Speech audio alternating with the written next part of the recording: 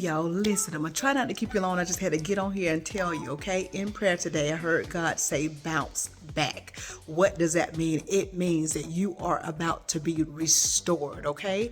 Let's read from Joel 2:25. It reads this: "And I will restore to you the years that the locust hath eaten, the cankerworm and the caterpillar and the palmerworm, my great army which I sent among you." God said he's going to restore back unto you the years. Now listen, go over here to Isaiah 61:3.